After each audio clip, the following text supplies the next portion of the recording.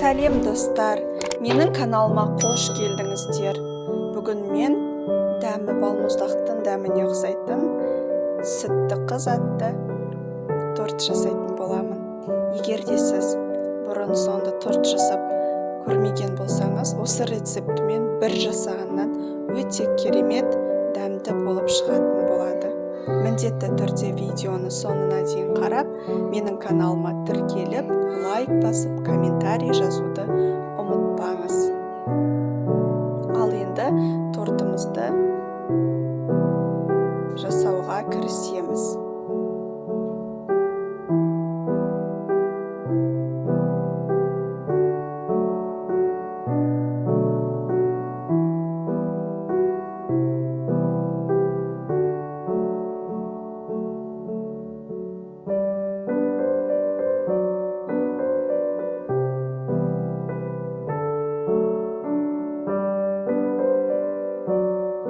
Ең алдымен бізге керекті өнімдерімізді дайындап аламыз.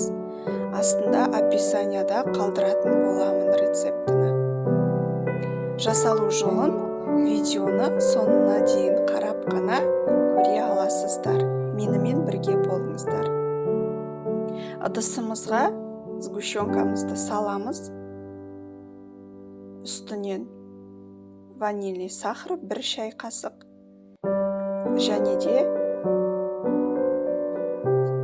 майымызды салып, жақсылап араластырамыз.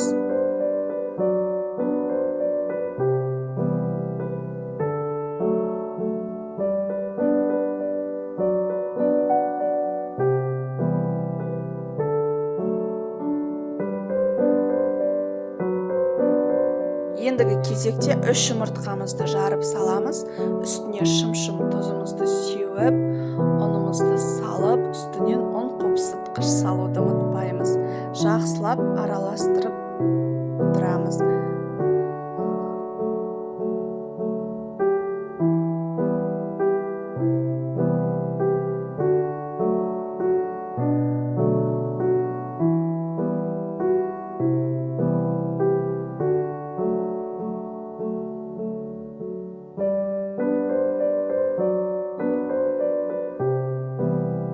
Ұнымызды 3 бөлікке бөліп салыңыздар.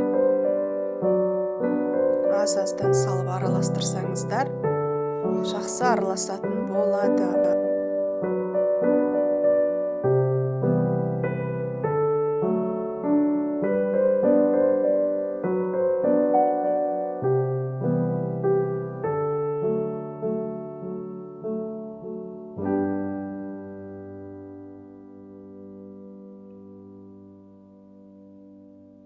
Міне осындай қатты қою емес, қатты сұйық емес, орташа массамыз дайын болды.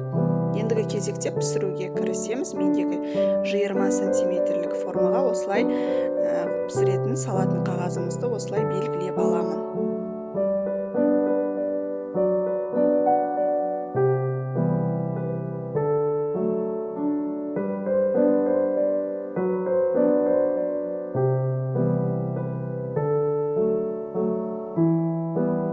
Төрт ас қасық қамырымызды салып, домалақ етіп түзулеп аламыз.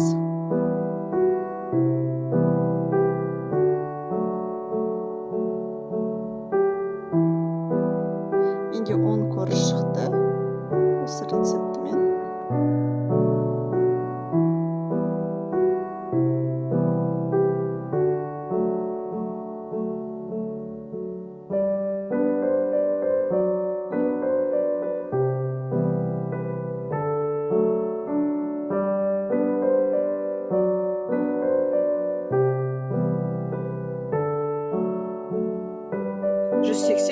Градус қызып тұрған пешіңізге 5-7 минут аралығында пісіріп аласыз. Өздеріңіздің пештеріңізге қарай қосасыздар.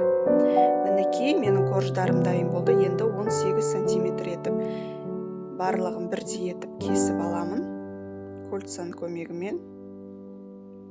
Шетіндегі қалған қалдықтарын тортты әсемдегенде шеттеріне, бетіне себетін боламыз.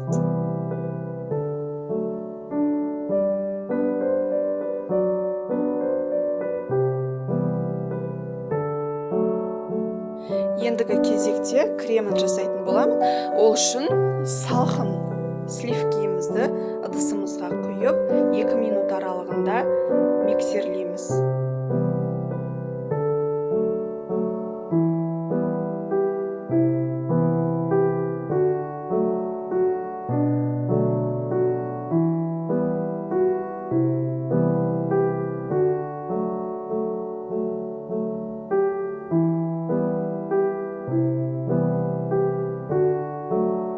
Сливкіміз сәл қоюлай бастаған кезде сахарный пудрамызды салып, тағы жақсылап қою болғанша 3 минут аралығында миксерлейміз.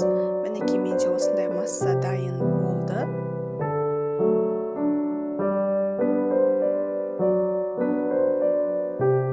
Ендігі кезекте тортымызды жинауға кірісеміз. Кішкене кремімізді осылай жағамыз да коржымызды қоямыз. Мен коржды кольцаның көмегімен жинайтын боламын. Өте ыңғайлы. Егер сіздерде болмаса, жай осылай жинай берсеңіздер де болады. Арасына 2-3 қасық кремімізді салып, тегістеп жағып отырып, тортымызды жинап аламыз.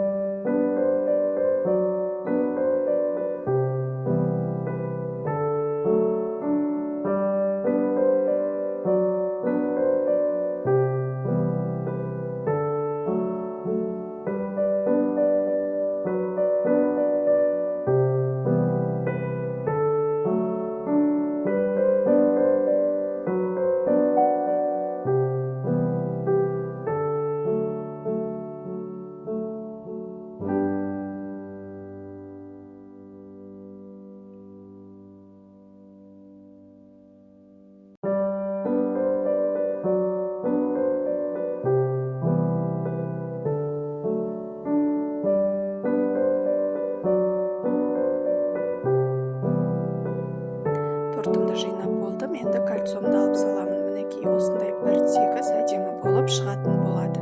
Енді қалған кремімді бетіне жағып, жан-жағын барын туралап, тегістеп жағып аламыз.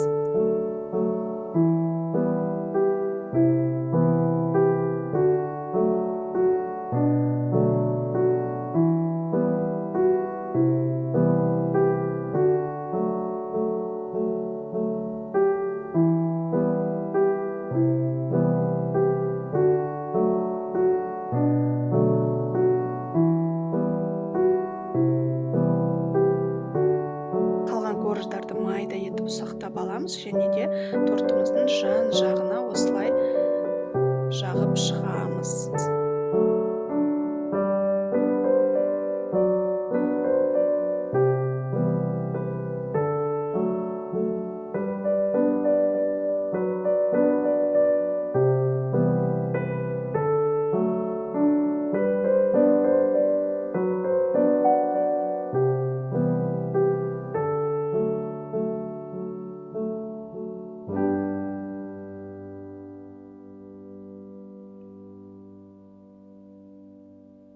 Тортты өздеріңіздің фантазияларыңызға қарай әсемдеп жасасаңыздар болады. Және де осылай бетіне де сәл сеуіп шығамын. Сонымен менің тортым дайын. Мінекей тортым дайын болды. Дәмі өте керемет, балмұздақтың дәміне ұқсайды. Міндетті түрде жасап көруге кеңес беремін. дайын болған тортымызды тоңазытқышқа 4-5 сағатқа қоямыз. Содан кейін жей берсеңіздер болады. Сіздермен бірге болған мен Әсия. Астарыңыз дәмді